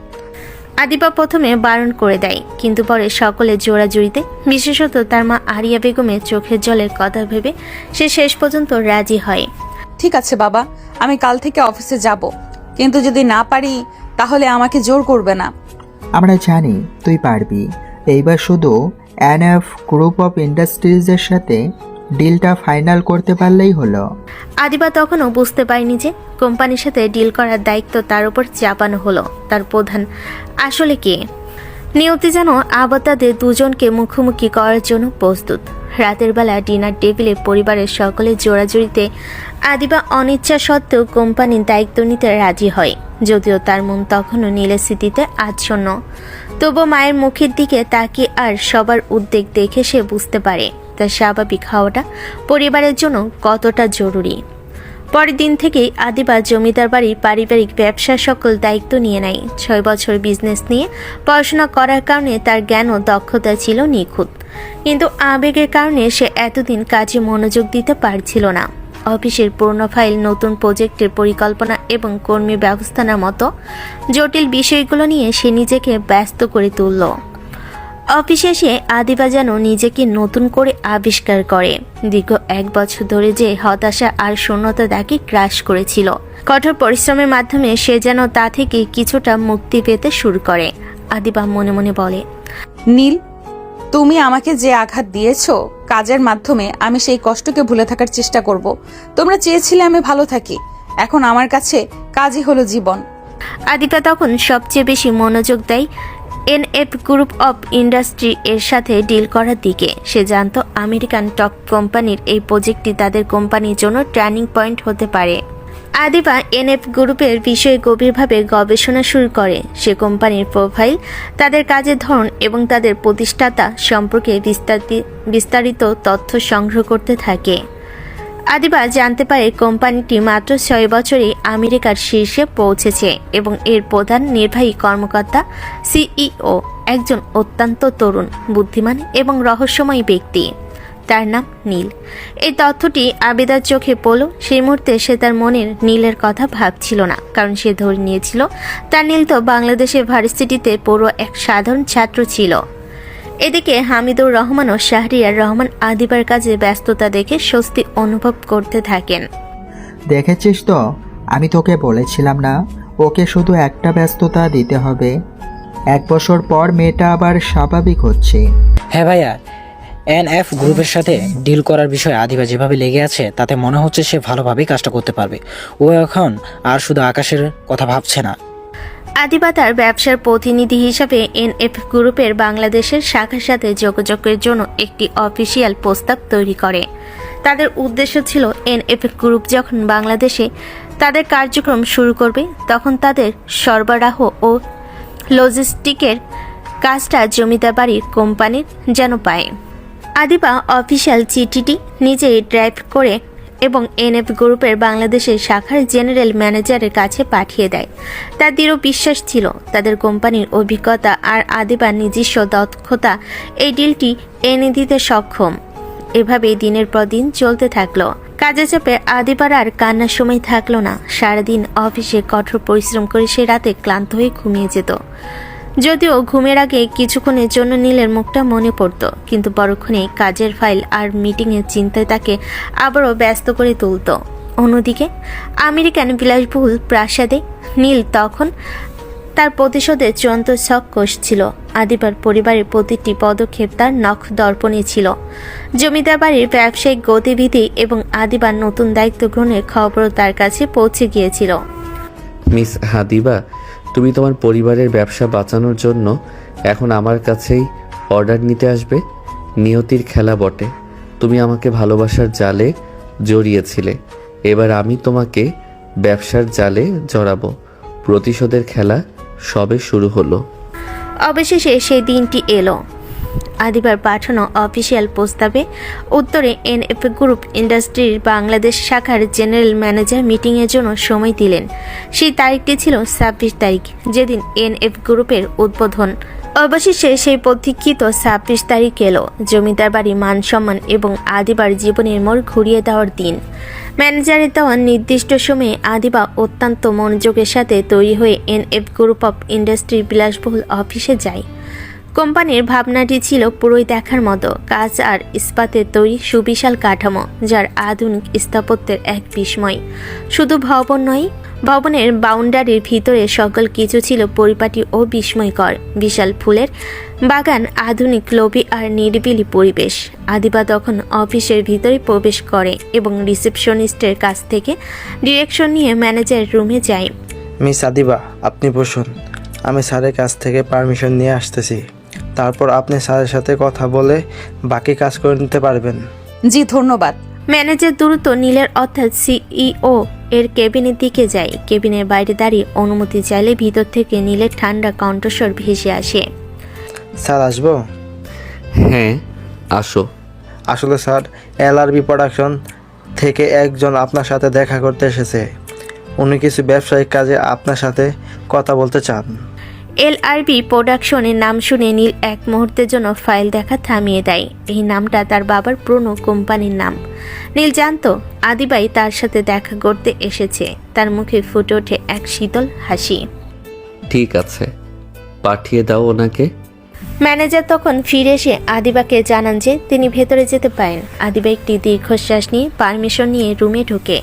নীল তখন একটি ফাইল দেখছিল, তাই তার মুখ সরাসরি দেখা যাচ্ছিল না। শুধু তার আধুনিক টেবিল আর বিশাল কাচের জানাল দিয়ে আসা আলোয় তার ফিটকোট পরা অবই দেখা যাচ্ছিল। আদিবা এসে তার সামনে রাখা চেয়ারে বসে এবং তার হাতে থাকা কোম্পানির ফাইলগুলো নীলের দিকে এগিয়ে দেয়। আসসালামু আলাইকুম, আমি LRB প্রোডাকশন থেকে। আদিবা কথা শেষ করার আগে নীল তার হাতের ফাইলটা টেবিলে রেখে ধীরে ধীরে মুখ তোলে। নীলকে দেখা মাত্রই আদিবার চোখ বড় বড় হয়ে যায়। সে যেন নিজের চোখকে বিশ্বাস করতে পারছিল না। তার সারা শরীর অসর হয়ে গেল। নীল, তুমি এখানে? মিস আদিবা, আপনি আমাকে তুমি করে কেন বলছেন আর দাঁড়িয়ে আছেন কেন? বসুন। আদিবার মনে পড়ে যে এটা তাদের ঘর নয়, এটা একটা অফিস, আর তার সামনে বসা মানুষটি তার স্বামী হলো। এখন তিনি বিশাল ক্ষমতাধর আমেরিকান কোম্পানির সিইও। আদিবা তখন চুপচাপ চেয়ারে বসে পড়ে। আদিবার মনে মনে তখন ঝড় বইছিল। আদিবা তখন মনে মনে বলে, আমার মাথা কাজ করছে না। এই নীলই হলো সেই রহস্যময় সিইও যে কোম্পানি পুরো আমেরিকাকে শাসন করছে। সেটার মালিক আমার স্বামী, যাকে আমি 1 বছর ধরে খুঁজেছি। ও আমার সাথে প্রতিশোধের খেলা খেলছে। কিন্তু এখন কি হবে? আমাকে তো ওর সাথে ডিল করতে হবে, শান্ত থাকতে হবে। শান্ত। নীল ফাইলগুলো দেখছিল। ঠিক তখনই দরজায় নক করে ফারিয়া কেবিনে এসে নীলের কাছে গিয়ে তার কোলে বসে পড়ে। ভাইয়া, অর্ণব ভাইয়া আমাকে একটা চকলেট কিনে দেয়নি। তখনই অর্ণব রুমে এসে বেশ অসহায়ভাবে নীলের দিকে তাকায়। স্যার বিশ্বাস করেন, আমি ওকে সুপারিশ নিয়ে গেছিলাম, কিন্তু যেই চকলেটগুলো চাচ্ছিল সেগুলো আমেরিকান ব্র্যান্ডের, তাই ওইগুলো এখানে নেই। আর ফারিয়া ওইগুলো ছাড়া কিনবেও না। তাহলে আমি কি করবো বলেন? আচ্ছা, তুমি যাও। অর্ণব চলে যায়। নীল তখন ফারিয়ার হাত ধরে আদর করে বোঝাতে শুরু করে। আচ্ছা আপনি, তুমি কি ভুলে গিয়েছো আমরা বাংলাদেশে এসেছি? এখানে তুমি আমেরিকান চকলেট কিভাবে পাবে? তুমি তো আসার সময় অনেক চকলেট নিয়ে এসেছিলে, ওইগুলো কোথায়? ভাইয়া, ওইগুলো তো আজকে সকালেই শেষ হয়ে গিয়েছে। কি, এত চকলেট মাত্র একদিনে শেষ? এত চকলেট মানে? চকলেট তো কয়েকটাই ছিল। ফারিয়া তখন চোখ যে আদিবার দিকে। আদিবা ফারিয়ার দিকেই এক দৃষ্টিতে তাকিয়ে আছে। ফারিয়ার মনে পড়ে যে, আরে এটা ভাবি না। এই বলে ফারিয়া নীলকে ছেড়ে দৌড়ে গিয়ে আদিবাকে জড়িয়ে ধরে। ভাবি, আমাকে কোলে নাও। আদিবা তখন আর নিজেকে ধরে রাখতে পারে না। সে ফারিয়াকে কোলে তুলে নেয়। ফারিয়া আদিবের গালে একটি পাপ্পি দিয়ে দেয়। ভাবি, তুমি ভাইয়াকে বলো না আমাকে চকলেট এনে দিতে। আদিবা তখন চোখ তুলে নীলের দিকে তাকায়। নীলের চোখে তখন এক মিশ্র অনুভূতি, প্রতিশোধের কাঠিন্য এবং আদিবার প্রতি তার দুর্বলতা। ফারিয়াকে আদিবাকে জড়িয়ে ধরে কোলে নেওয়ার পর যখন আদিবার গালে কিস করে নীলকে চকলেট এনে দেওয়ার অনুরোধ করছিল, তখন রুমে এক চরম নাটকীয়তা নীরবতা নেমে আসে। আদিবার চোখে ছিল ভালোবাসা ও আকুতি, আর নীলের চোখে ছিল শীতল পেশাদারিত্বের আড়ালে লুকিয়ে থাকা চাপা যন্ত্রণা। নীল দ্রুত পরিস্থিতি সামাল দেওয়ার জন্য ফারিয়াকে আদিবার কোল থেকে নিজের কোলে নিয়ে নেয়। সে তার পেশাদারি ভাব বজায় রাখার জন্য প্রস্তুত হয়। নীল ফারিয়াকে কোলে বসে আদিবার দিকে তাকিয়ে বলে, মিস আদিবা, আপনি এখন যেতে পারেন। আমাদের ম্যানেজার আপনাকে বাকি আপডেট দিয়ে দিবে। আপনার কোম্পানির প্রস্তাব আমরা খতিয়ে দেখব এবং চূড়ান্ত সিদ্ধান্ত পরে জানানো হবে। নীলের কণ্ঠস্বর ছিল কঠিন, যেখানে তাদের ব্যক্তিগত সম্পর্কের বিন্দুমাত্র ছাপ ছিল না। আদিবা বুঝতে পারল নীল এখানে শুধুই সিইও এবং সে হলো একজন সাধারণ ব্যবসায়ী প্রতিনিধি। আদিবা কিছু বলতে চাচ্ছিল, নীলের সাথে তাদের সম্পর্কের বিষয়ে কথা বলতে চেয়েছিল, কিংবা কেন সে এত বড় প্রতিশোধের জাল পেতেছে সেই প্রশ্ন করতে চেয়েছিল, কিন্তু নীল তাকে কোনো কথা বলার সুযোগ দিল না। ম্যানেজার মিস আদিবাকে বিদায় দিন এবং ওনাকে জানিয়ে দিন যে আমরা সিদ্ধান্ত নিতে কিছুটা সময় নেব। আদিবা চলে গেল। ফারিয়া মুখ ফুলিয়ে নীলের দিকে তাকায়। সে তার ভাইয়ের এমন আচরণে ক্ষুব্ধ। ভাইয়া, তুমি ভাবিকে চলে যেতে বললে কেন? ও তো কতক্ষণ পর এসেছিল। নীলের রাগ তখনও কমেনি। সে ফারিয়ার দিকে তাকিয়ে কঠোর দৃষ্টিতে তাকায়। ফারিহা, ও যখন আমাদের বাড়িতে আসবে তখন ওকে ভাবি বলবে, এর আগে নয়। আর কোনো বাড়তি কথা হবে না। কিন্তু ও তো চুপ, একদম চুপ। নীলের রাগ দেখে ফারিয়া ভয়ে আর কিছু বলল না। সে মাথা নিচু করে চুপচাপ নীলের কোলে বসে রইল।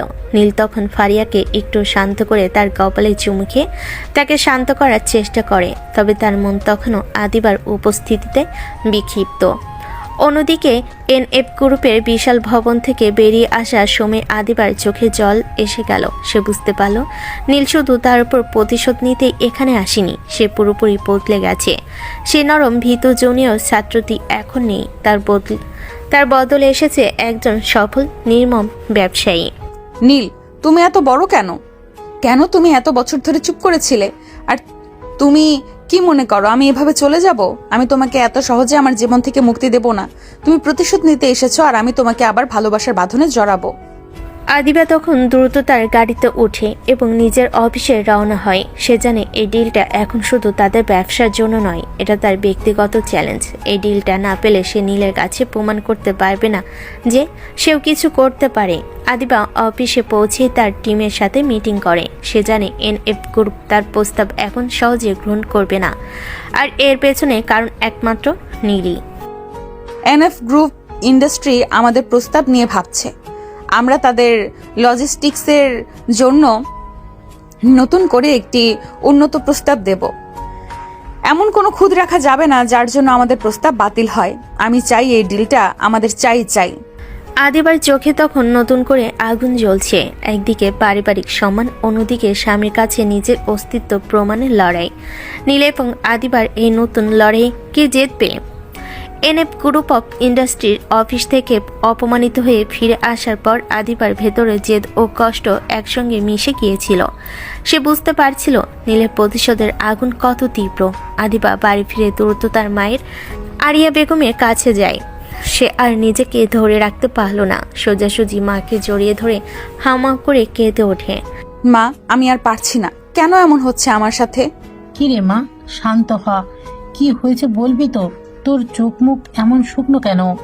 মাতার মেয়ের এমন অবস্থা দেখে ভয় পেয়ে যান। তিনি আদিবাকে ধরে সোফায় বসিয়ে দেন। আদিবার বাবা হামিদুর রহমান ও চাচা শাহরিয়ার রহমান দ্রুত ড্রয়িং রুমে আসেন।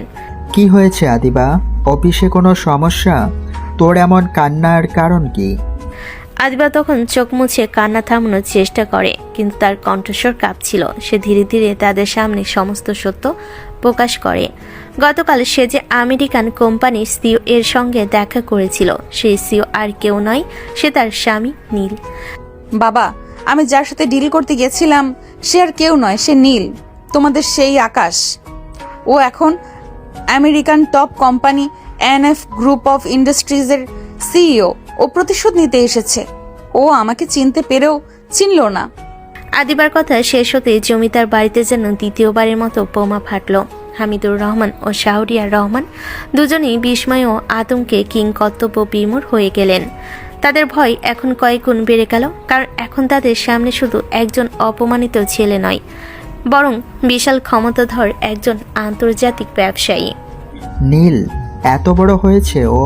এনএফ গ্রুপ, আমরা কি সর্বনাশ করেছি? আমরা তো ভেবেছিলাম ও শুধু একটা ভার্সিটির ছাত্র। ভাইয়া, নীল যদি প্রতিশোধ নিতে চায় তাহলে আমাদের ব্যবসা, আমাদের সব কিছু এক মুহূর্তে শেষ হয়ে যাবে। ওর ক্ষমতা এখন আমাদের ধারণার বাইরে। আমার আকাশ, আমাদের ভুলের জন্য ও এত কষ্ট পেয়েছে, আর এখন সে এত বড় হয়েও আমাদের ওপর প্রতিশোধ নিতে চাইছে। কিন্তু আবিদা, ও কি একবারও জিজ্ঞেস করেনি তুই কেমন আছিস? না মা, ও আমাকে মিস আদিবা বলে ডাকলো। ফারিহা নামের একটা পিচ্চি মেয়েও ছিল। মেয়েটা নীলকে ভাইয়া ডাকছিল, কিন্তু মেয়েটা কে সেটা বুঝতে পারলাম না। মেয়েটা আমাকেও ভাবি বলে ডাকছিল। কেউ তখন আর কিছু বলে না। পরিবারের প্রত্যেকে তখন নীরব, অনুশোচনায় ভুগতে থাকে। তাদের অতীত পাপ যেন আজ এক দানবীয় রূপ নিয়ে তাদের সামনে দাঁড়িয়েছে। কিছুক্ষণ পর হামিদুর রহমান মাথা তুলে বসেন। তিনি বুঝতে পারেন এখন শুধু ব্যবসা নয়, তাদের পরিবারের মর্যাদা এবং আদিবার জীবনও ঝুঁকির মুখে। না, আমরা আর এক মুহূর্ত অপেক্ষা করতে পারি না। আদিবা, তুই কালকে আবার যাবি বললি না? হ্যাঁ বাবা, আমি নতুন করে প্রস্তাব তৈরি করেছি। কাল সকাল 11টায় মিটিংয়ের সময় দেওয়া হয়েছে। তাহলে শোন, কালকে আদিবা একা যাবে না, আমরাও সবাই ওর সাথে যাব। ঠিক বলেছিস, আমরা ওর সামনে গিয়ে দাঁড়াবো।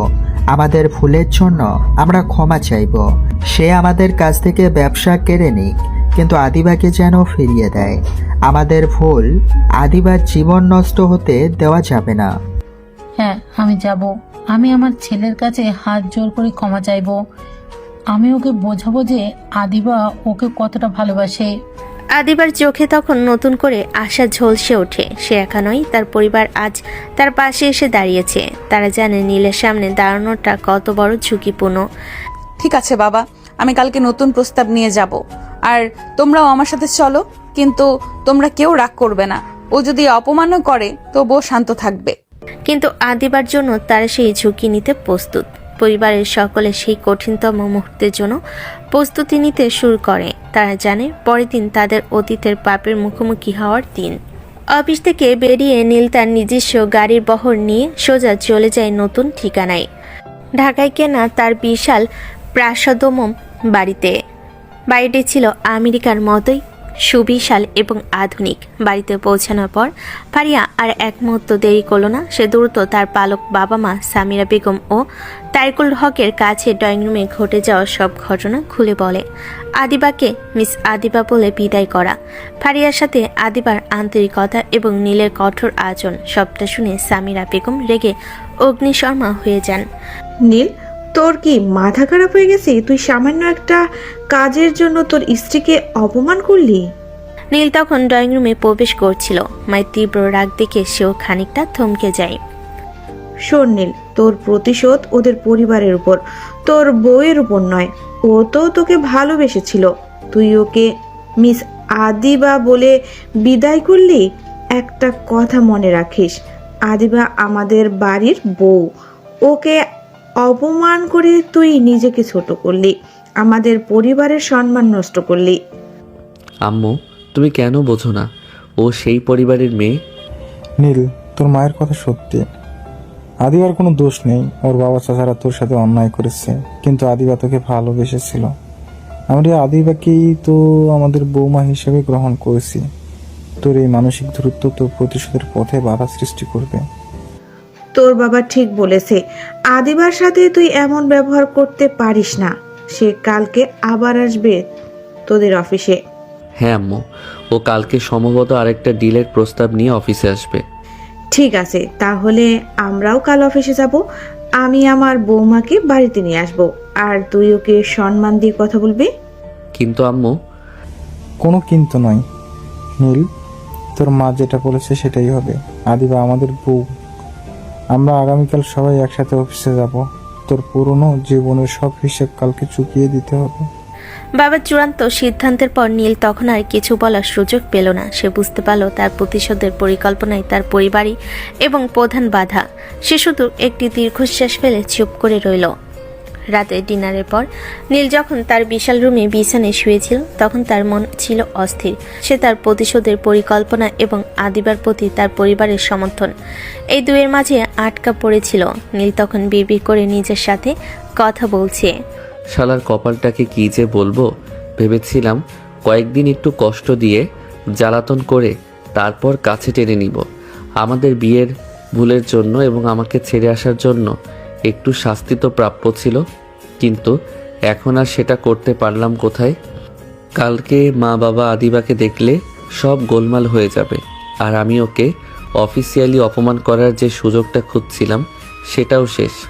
বাসায় আসার পর যে আদিবাকে আমি সহজে কষ্ট দেব সেটাও সম্ভব না, কারণ ওর যেই গণ্ডি স্বভাব তাতে উল্টো আমাকেই না অফিস থেকে ধরে নিয়ে যায়। না, এবার সব পরিকল্পনা বাদ দিয়ে শুধু আদিবাকে সামলাতেই হবে। মনে হচ্ছে আমার আর প্রতিশোধ নেওয়া হলো না, উল্টো আবার সেই ভালোবাসার জালে আটকা পড়তে হলো। নীল তার ভাগ্যকে মেনে নিয়ে চোখ বন্ধ করে। এদিকে আদিবার পরিবারও আগামীকাল নীলের মুখোমুখি হওয়ার জন্য প্রস্তুত হচ্ছে। এই চরম পরিস্থিতিতে আগামীকাল এনএফ গ্রুপের অফিসে কি হবে? নীলের পরিবারের আগমন কি আদিবার সাথে তার সম্পর্কের বরফ গলাতে পারবে? নীল কি প্রতিশোধের পথ ছেড়ে আদিবাকে গ্রহণ করবে? সামিরা বেগম ও তরিকুল হকের চূড়ান্ত সিদ্ধান্তের পর পরের দিন সকালে নীলের সাথে সবাই একসাথে এনএফ গ্রুপ অফ ইন্ডাস্ট্রির বিশাল অফিসে আসে। নীল তার রুমে এসে কাজের ভান করতে থাকে, তবে তার মন ছিল অস্থির। ফারিয়া নীলের পাশে আরেকটা চেয়ারে বসেছিল, আর বাবা মা সামিরা বেগম ও তরিকুল হক ড্রয়িং রুমের সোফায় বসেছিলেন। নীল যেন মায়ের দৃষ্টি এড়ানোর জন্য বারবার ফাইলের দিকে তাকাচ্ছিলেন। এভাবেই সময় কাটতে থাকে। ঠিক 11টা বাজার কিছুক্ষণ আগে অনবেশে নীলের কেবিনে দরজায় নক করে। স্যার, LRB প্রোডাকশন থেকে 5 জন এসেছেন আপনার সাথে কথা বলার জন্য। তারা বাইরে অপেক্ষা করেছেন। কি? 5 জন কেন? এতজন কেন এসেছে? এটা তো শুধু একটা ব্যবসায়িক মিটিং। নীল, কোনো বাড়তি কথা বলিস না, তাদের আসতে দে।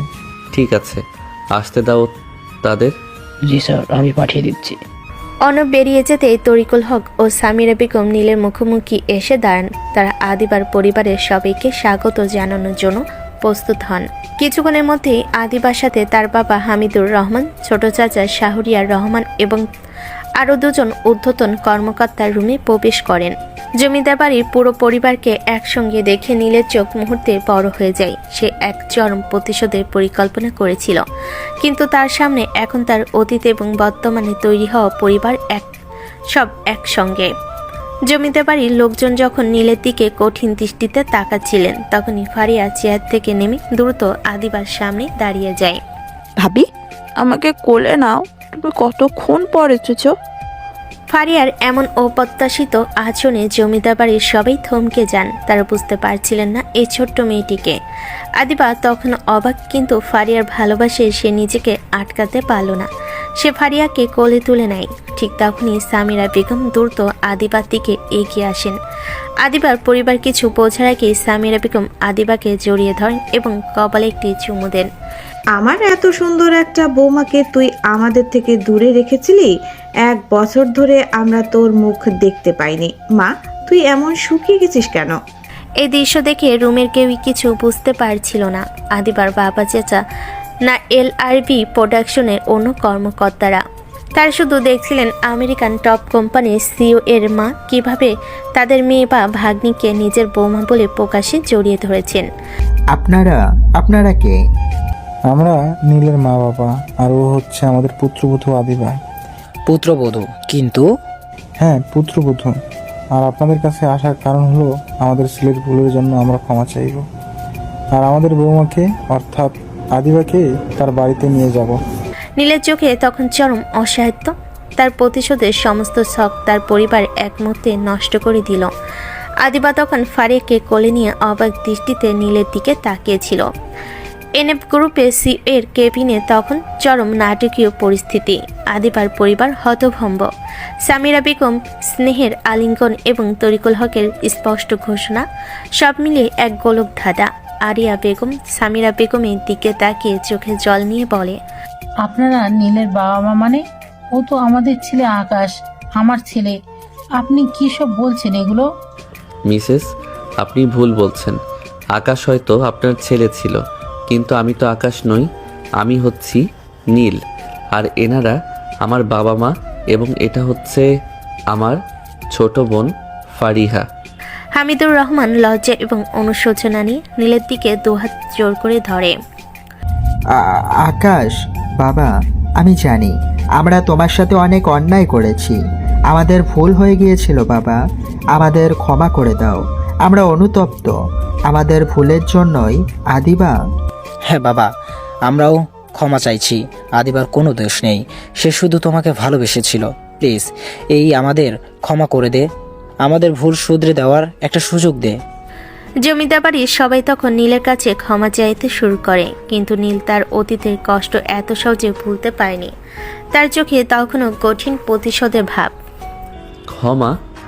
এত সহজে ক্ষমা? আপনারা কি ভুলে গেছেন?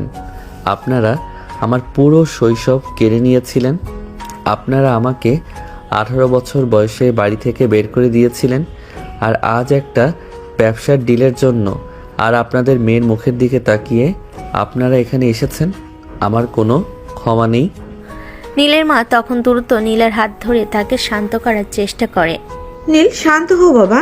তোর অতীত আমরাও জানি, কিন্তু তুই এখন অনেক বড়, অনেক সফল। ক্ষমা করে দে বাবা, ওরা ভুল করেছে। কিন্তু আদিবা তো তোর স্ত্রী, তুই কেন ওকে কষ্ট দিচ্ছিস? হ্যাঁ নীল, ক্ষমা মহত্বের লক্ষণ। এদের ক্ষমা করে দে, আদিবার জন্য ওদের ক্ষমা করে দে। আর আদিবা, তুমি এসো মা। বাবা মায়ের এমন আকুতিতে নীল অনড় থাকে। তার চোখে তখনও প্রতিশোধের শীতলতা। ঠিক আছে, আপনাদের সাথে আমার কোনো ব্যক্তিগত সম্পর্ক নেই। আপনারা আমার শ্বশুরবাড়ির লোক, সেই হিসেবে আপনারা আমার কাছে সম্মানিত। দয়া করে আপনারা এখন যেতে পারেন। নীলের এমন চূড়ান্ত অপমানে আদিবার বাবা চাচা লজ্জায় মাথা নত করেন। তারা বুঝতে পারেন নীলকে বোঝানো অসম্ভব। তারা তখন মাথা নিচু করে রুম থেকে বের হওয়ার জন্য দরজার দিকে এগিয়ে যাচ্ছিলেন। ঠিক তখনই সামিরা বেগম দ্রুত তাদের আটকান। আরে বেআইন, আপনারা কোথায় যাচ্ছেন? আমাদের এত বড় একটা খুশি মেয়ে আজকে প্রথম তার শ্বশুরবাড়িতে যাবে। সে কি একা যাবে? আপনারাও আমাদের সাথে চলুন। না না বেআইন সাহেব, আমরা এখন যাই, আপনারা আদিবাকে নিয়ে যান। আরে বিআই সাহেব, যান কোথায়? আদিবার বিয়ে হয়েছে 1 বছর, আমরা ওকে 1 বছর পর পেলাম। আপনাদের ছাড়া আমরা কিভাবে যাই? আদিবার মন খারাপ হবে, চলুন আমাদের সাথে। নীলের বাবা মায়ের আন্তরিক ও জোরালো অনুরোধে জমিদার বাড়ির সকলে আর না করতে পারলেন না। তারা বুঝতে পারলেন এই পরিবার তাদের প্রতি সহানুভূতিশীল। তরিকুল হক কেবিন থেকে বেরিয়ে অর্ণবকে ডেকে নির্দেশ দেন। অর্ণব, আজকে সবটা তুমি সামলাও, আমাদের একটু ফ্যামিলিগত কাজ আছে। জি স্যার, সমস্যা নেই, আপনারা যান, আমি গাড়ি রেডি করে দিচ্ছি। এরপর নিচে গিয়ে নীলের জন্য প্রস্তুত রাখা বিলাসবহুল গাড়ির বহর দেখে আদিবার পরিবার আরও বিস্মিত হন। নীল একটি গাড়িতে ওঠে। সামিরা বেগম আদিবাকে জোর করে নীলের গাড়িতে বসিয়ে দেন। ফারিয়া তখনও আদিবার কোলে ছিল, সে আদিবাকে ছাড়তে চাইছিল না। নীলের বাবা মা এবং আদিবার বাবা মা অন্য গাড়িতে করে আসছিলেন। গাড়ির ভেতরে ফারিয়া তখনও আদিবার গালে আদর করছিল। আদিবা তার দিকে স্নেহভরা দৃষ্টিতে তাকিয়েছিল। নীল তখন স্টিয়ারিং ধরে গাড়ির লুকিং গ্লাসে আদিবার দিকে তাকায়। ভাবি, ভাইয়া কিন্তু তোমাকে খুব বকা দিয়েছে। ও আমাকে তোমার সাথে কথা বলতে দেয়নি, ও খুব খারাপ। আদিবা ফারিয়ার চুলে হাত বুলিয়ে নীলের দিকে তাকিয়ে মুচকি হেসে, তুমি চিন্তা করো না ননদিনী, তোমার ভাইয়া খুব ভালো মানুষ, ওর রাগ একটু বেশি তাই এমন করেছে। তোমার সাথে কথা বলার সুযোগ দেওয়া হয়নি, কারণ এটা একটা অফিস ছিল মিস আদিবা। আর আমার রাগ কেন বেশি সেটা তোমার পরিবারের সবাই খুব ভালো করেই জানে। আর এখন তো আমরা আর অফিসে নেই, তাই না? এখন তুমি মিস আদিবা বলবে না অন্য কিছু? আদিবার প্রতি উত্তরে নীল আর কিছু বলার সুযোগ পেল না। সে চুপ করে গাড়ি চালাতে লাগলো, কিন্তু তার মনের ভেতরে চলছিল তীব্র যুদ্ধ। তার পাশে বসে তার স্ত্রী, যার সাথে সে এত বড় প্রতিশোধের খেলা শুরু করেছিল। কিছুক্ষণের মধ্যেই গাড়ি এসে নীলের বিশাল বাড়িতে প্রবেশ করলো। নীল তখন বুঝতে পারল তার প্রতিশোধের খেলা শেষ, এখন শুরু হলো তার নতুন জীবন, তার পরিবারের ভালোবাসায় এবং আদিবার সাথে নতুন সম্পর্কের যাত্রা। গাড়ি নীলের বিশাল বাড়িতে প্রবেশ করতেই আদিবা ও তার বাবা চাচারা বাড়ির সৌন্দর্য ও বিশালতা দেখে অবাক হয়ে যান। বাড়ির ভেতরে পা রাখতে সামিরা বেগম সবাইকে ড্রয়িং রুমে বসান। বেআইন, আপনারা বসুন। নীল, তুই বৌমাকে নিয়ে রুমে যা, ফ্রেশ হয়ে আয়, দুপুরে একসাথে খাবো। নীল তখন কোনো কথা না বলে তার রুমের দিকে হাঁটা শুরু করে। আদিবাও তার পিছু পিছু যায়। রুমে ঢুকে আদিবা দরজা বন্ধ করে দেয় এবং নীলকে ধাক্কা দিয়ে বিছানায় ফেলে তার পেটের উপর বসে কলার শক্ত করে চেপে ধরে। খুব অ্যাটিটিউড বেড়ে গিয়েছে, তাই না? আমার সাথে অ্যাটিটিউড দেখাচ্ছিস? আমাকে মিস আদিবা বলছিলি, আমাকে অনেক কষ্ট দিয়েছিস, এসব কিছু শোধ আমি রাতে তুলবো। আর একবার আমার সাথে এমন অ্যাটিটিউড দেখালে তোর খবর করে ছাড়বো, বুঝেছিস? ঠিক আছে, রাগ কমাও বাঘিনী। তুমি আমাকে রাতে কি শাস্তি দেবে সেটা রাতে দেখব। এখন প্লিজ ওঠো, দম বন্ধ হয়ে আসছে। আদিবা কলা ছেড়ে তার উপর থেকে উঠে ওয়াশরুমে চলে যায়। নীল তখনও বিছানায় শুয়েছিল। শালা, ভাগ্যিস এখন ছেড়ে দিল। আজকে রাতে আমার সাথে কি হয় সেটা আল্লাহই জানে। তবে স্বীকার করতেই হবে, এই গুন্ডি স্বভাবটার জন্যই তো ওকে ভালোবাসি। এরপর দুজনে ফ্রেশ হয়ে নিচে নামে। সামিরা বেগম আদিবাকে একটি ডায়মন্ডের নেকলেস পরিয়ে দেন এবং তরিকুল হক একটি ডায়মন্ডের রিং পরিয়ে দেন। এরপর তারা সবাই মিলে দুপুরে লাঞ্চ করে। বিকেলে আদিবার বাবা মা তাদের আশীর্বাদ করে আদিবাকে নীলের কাছে রেখে চলে যান। রাতের বেলা আদিবা আগে থেকে রুমে ছিল। নীল তখন ভয়ে ধীরে ধীরে পা টিপে রুমে প্রবেশ করে। সে চারিদিকে তাকিয়ে দেখে আদিবা কোথাও নেই। আদিবা, তুমি কোথায়? বাঘিনী ঘুমিয়ে গেছে নাকি? তখনই পিছন দিক দিয়ে আদিবা নিঃশব্দে এসে দরজা লাগিয়ে দেয়। নীল পিছন ফিরতেই আদিবা তাকে দ্রুত টেনে নিয়ে গিয়ে সরাসরি দেওয়ালের সাথে চেপে ধরে। এত ভয় পাচ্ছিস কেন? আমি কি বাঘ নাকি? তুমি ভাবছো আমি তোমাকে ছেড়ে চলে যাব? তুমি বাঘিনী, আর এত রাতে একটা লোককে একা রুমে এভাবে চেপে ধরেছ, এটা ঠিক না আপু। কি আপু? কাকে আপু বলছিস? আমি তোর বউ, তোর স্ত্রী। তোমার মতো সুন্দর আর রাগী বউকে আমি কি বলে ডাকবো? মিস আদিবা।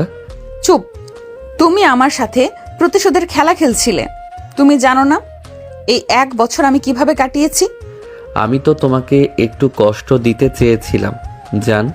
আমি চেয়েছিলাম তুমি আমাকে একটু খুঁজবে, কিন্তু তুমি যে পুরো পরিবারকে নিয়ে অফিসে চলে আসবে সেটা তো জানতাম না। মিথ্যে কথা। তুমি আমার সাথে আর আমার পরিবারের সাথে দূরত্ব বাড়াতে চেয়েছিলে। আমি তোমাকে ক্ষমা করব না। আজ থেকে তুমি নিচে ঘুমাবে। এ বলে আদিবা রেগে নীলের বুক থেকে উঠে বিছানার দিকে চলে যাচ্ছিল। নীল তখন আদিবার হাত ধরে টান দিয়ে নিজের বুকের সাথে জড়িয়ে নেয়।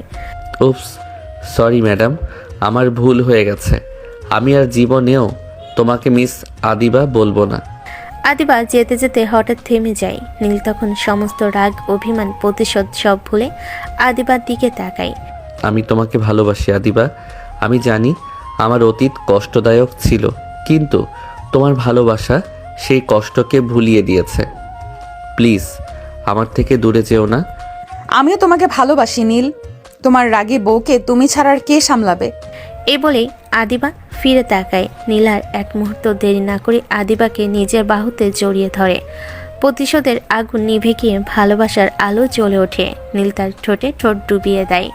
তারপর দুজন বিছানায় পড়ে যায়। আদিবা নীলকে শক্ত করে তার বাহুর সাথে চেপে ধরে আছে। নীলও আদিবার সারা শরীরে তার ভালোবাসার পরশ এঁকে দিচ্ছে।